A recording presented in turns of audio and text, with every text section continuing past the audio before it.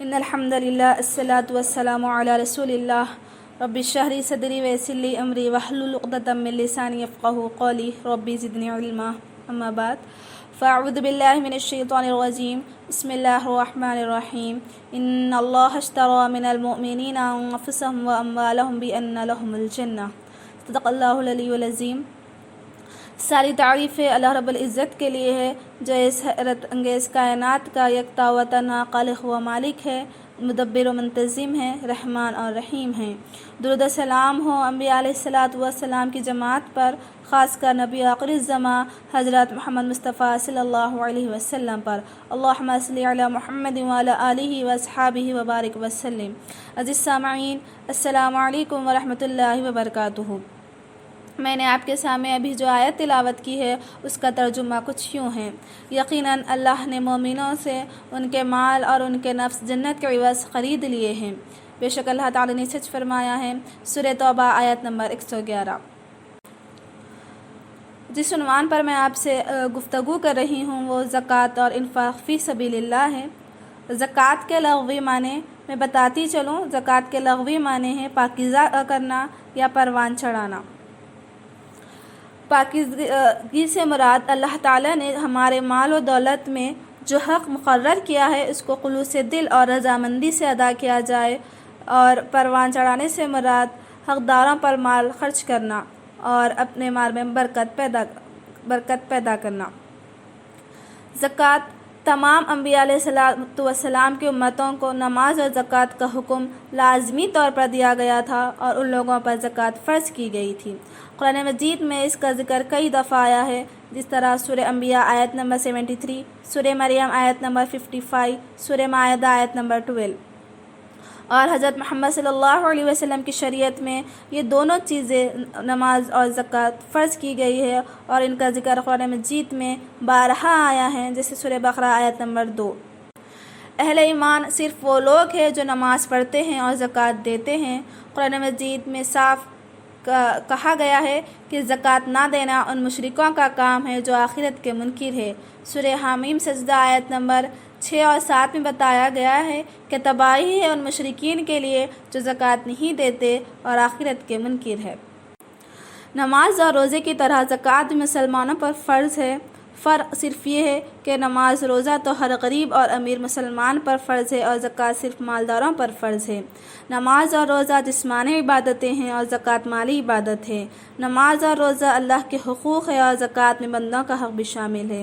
زکوٰۃ اسلام کا ایک رکن ہے، اس کا فرض ہونا قرآن شریف کی صاف دلیل سے ثابت ہے۔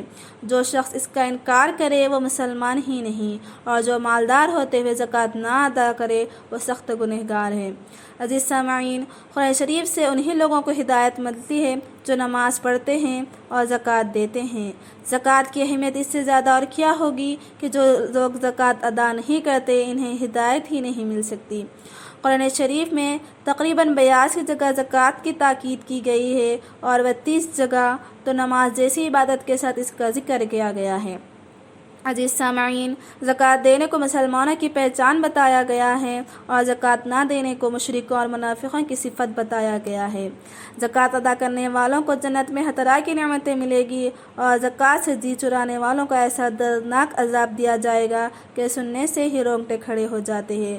قرآن شریف میں ہیں والذین یکنزون الذھب والفضة ولا ينفقونها في سبيل الله فبشرهم بعذاب أليم يوم يحمى عليها في نار جهنم فتكوى بها جباههم وجنوبهم وظهورهم هذا ما كنزتم لأنفسكم فذوقوا ما كنتم تكنزون۔ سورہ توبہ آیت نمبر 34 اور 35، جس کا ترجمہ کچھ یوں ہے: جو لوگ سونا چاندی جمع کرتے ہیں اور اللہ کی راہ میں خرچ نہیں کرتے، انہیں ایک دردناک عذاب کی خوشخبری سنا دو کہ ان کا جمع کیا ہوا سونا چاندی اس دن دوزخ کی آگ میں تپایا جائے گا، پھر اسی سے ان بدبختوں کی پیشانیوں، پہلوؤں اور پٹھوں کو داغا جائے گا، اور ان سے کہا جائے گا یہ وہی سونا چاندی ہے جو تم نے جمع کیا تھا، اب اپنے جمع کیے ہوئے مال کا مزہ چکھو۔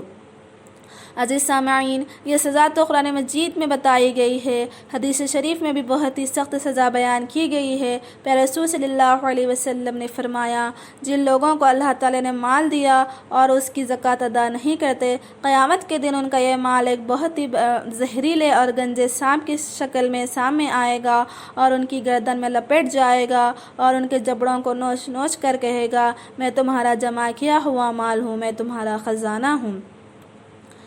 پیارے رسول صلی اللہ علیہ وسلم کے بعد حضرت ابوبکر صدیق رضی اللہ تعالیٰ عنہ جب خلیفہ ہوئے تو کچھ لوگوں نے زکوٰۃ دینے سے انکار کر دیا۔ آپ رضی اللہ تعالیٰ عنہ نے ان سے جہاد کا اعلان کر دیا۔ حضرت عمر رضی اللہ تعالیٰ عنہ نے پوچھا، آپ رضی اللہ تعالیٰ عنہ ان سے کیوں جہاد کریں گے؟ وہ لوگ تو کلمہ پڑھتے ہیں۔ حضرت ابوبکر صدیق رضی اللہ تعالیٰ عنہ نے فرمایا، خدا کی قسم، جو لوگ نماز اور زکوٰۃ میں فرق سمجھے، میں ان کے خلاف جہاد کروں گا۔ یعنی اس سے یہ بات پتہ چلتی ہے کہ مسلمان ہوتے ہوئے جو کوئی زکوٰۃ ادا نہ کرے، ان سے جہاد کرنا بھی لازم ہے۔ زکوٰۃ ادا کرنے میں ہمارے لیے دین و دنیا کی بھلائی ہے۔ زکوٰۃ دینے سے ہمارا مال پاک ہو جاتا ہے، ہمارے دل سے مال کی محبت کم ہوتی ہے، غریب بھائیوں کی مدد ہوتی ہے، ہمدردی کا جذبہ پیدا ہوتا ہے اور مال ٹھیک ٹھیک تقسیم ہوتا ہے۔ ایک اور حدیث شریف ہے جس میں بتایا گیا ہے کہ جس مال میں سے زکوٰۃ نہ نکالی جائے گی اور وہ اسی مال میں ملی جھلی رہے تو وہ مال کو تباہ کر چھوڑتی ہے۔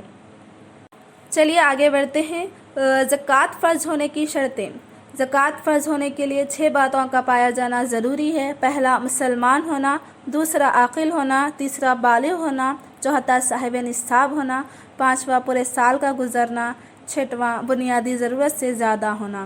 یعنی ان تمام شرائط جن پر پورے ہوتے ہیں انہی پر زکوٰۃ فرض ہوتی ہے۔ اس کے بعد چلیے زکوٰۃ کا نصاب دیکھتے ہیں۔ زکوٰۃ کا نصاب یہ ہے، چاندی کا نصاب 52.5 تولے چاندی، سونے کا نصاب 7.5 تولہ سونا، اور اگر کسی کے پاس جانور ہے جیسے اونٹ، بکریاں، تو اس کا نصاب الگ ہوگا۔ جیسے اونٹ کا نصاب 5 اونٹ، بکریوں کا نصاب 40 بکریاں اور گائے کا نصاب 30 گائیں۔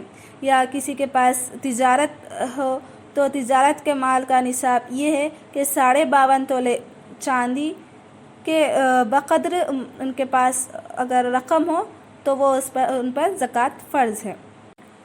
اور اس سونا اور چاندی کا جو نصاب بتایا گیا اس کے بقدر کسی کے پاس اگر رقم ہو تو بھی ان پر زکوٰۃ فرض ہے۔ اور آگے بڑھتے ہیں۔ چلیے زکوٰۃ کن لوگوں کو دی جائے۔ یعنی جب زکوٰۃ جمع کی جا رہی ہے تو اللہ تعالیٰ نے سورہ توبہ آیت نمبر 60 میں بتایا گیا ہے کہ کن لوگوں کو زکوٰۃ دی جائے۔ تو سب سے پہلے فقیر، جس کا کوئی ذریعہ آمدنی تو ہو لیکن اس کی ضرورت پوری نہ ہوتی ہو۔ دوسرا، مسکین، جس کے پاس کھانے کو نہ ہو اور نہ وہ کما سکتا ہو۔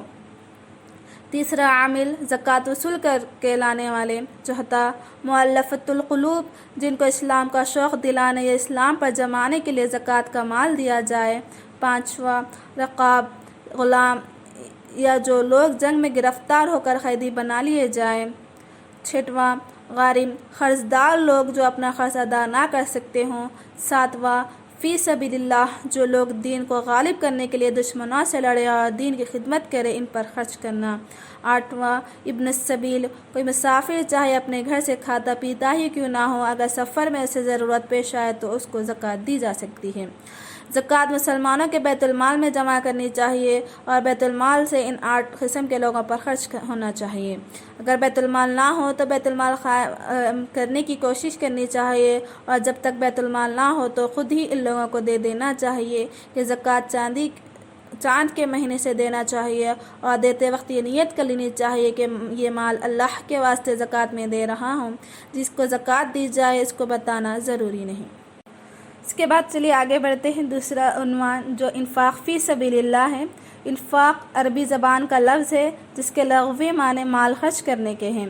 حضرت ابو ہریرہ رضی اللہ تعالیٰ عنہ نے ایک حدیث قدسی میں روایت بتایا ہے کہ رسول اللہ صلی اللہ علیہ وسلم نے فرمایا، اللہ تعالیٰ کا ارشاد ہے، ابن آدم تو خرچ تو خرچ کر، میں تجھ پر خرچ کروں گا۔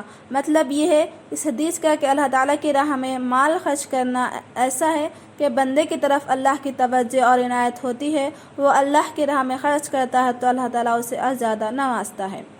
اللہ کی راہ میں مال خرچ کرنے والے کے حق میں اس کے فرشتے خیر و برکت اور اجر و ثواب کی دعا کرتے ہیں، اور جو لوگ اللہ کی راہ میں مال خرچ نہیں کرتے ان کے لیے بد دعائیں کرتے ہیں کہ اللہ تعالیٰ انہیں دنیا اور آخرت میں تباہ کرے۔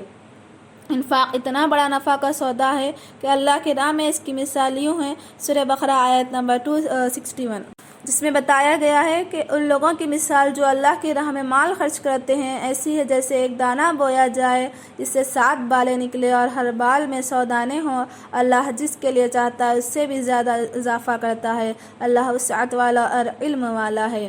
حضرت ابو سعید خدری رضی اللہ تعالیٰ عنہ کی روایت ہے کہ آدمی کا اپنی حیات میں 1 درہم خرچ کرنا موت کے وقت 100 درہم خرچ کرنے سے بہتر ہے۔ یہ تھا زکوٰۃ اور انفاق کے بارے میں کچھ اہم باتیں۔ آخری میں اللہ تعالیٰ سے دعا ہے کہ اللہ تعالیٰ ہمیں زکوٰۃ اور انفاق فی سبیل اللہ ادا کرنے کی توفیق عطا فرمائے اور ریاکاری اور دکھاوے سے ہمیں بچائے، آمین یا رب العالمین۔ وما علینا الا البلاغ۔ السلام علیکم ورحمۃ اللہ وبرکاتہ۔